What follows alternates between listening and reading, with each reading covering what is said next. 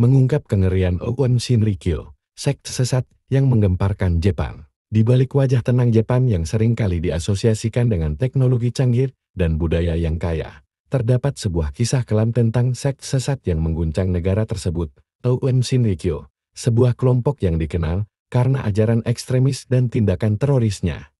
Menciptakan salah satu episode paling menakutkan dalam sejarah modern Jepang. Asal-usul dan ajaran. Aum Shinrikyo didirikan oleh Shoko Asahara, lahir sebagai Chizuo Matsumoto pada tahun 1980-an, berasal dari latar belakang yang tidak mencolok. Asahara mulai membangun pengikut dengan menjanjikan kebangkitan spiritual dan keselamatan di tengah ketidakpastian dunia.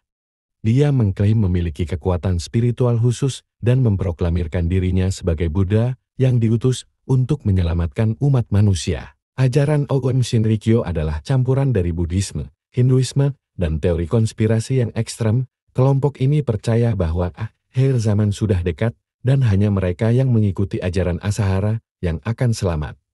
Aum Shinrikyo juga mengadopsi pandangan bahwa kekerasan adalah alat yang sah untuk mencapai tujuan spiritual mereka. Serangan gas sarin tahun 1995.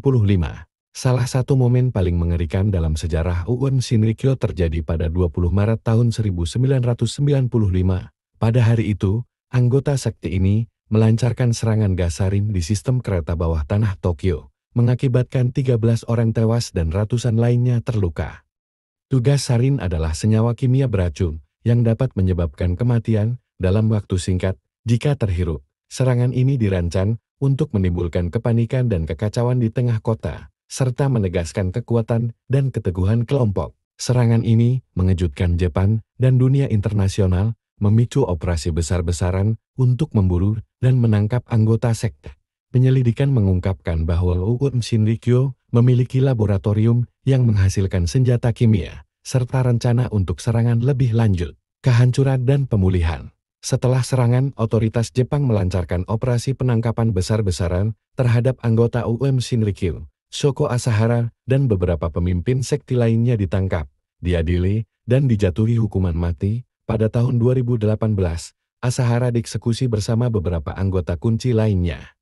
Menandai akhir resmi dari kepemimpinan kelompok tersebut. Namun, meskipun Aum Shinrikyo telah mengalami kemunduran signifikan, pengaruh dan ideologi ekstrem mereka masih mempengaruhi beberapa individu dan kelompok kecil. Pemerintah Jepang tetap waspada terhadap potensi kebangkitan kembali kelompok ini dan terus memantau aktivitas yang mencurigakan. Penutup, kisah Aum Shinrikyo adalah pengingat mengerikan tentang bagaimana ideologi ekstrem dapat mengarah pada tindakan kekerasan dan teror dengan sejarah yang mengerikan ini.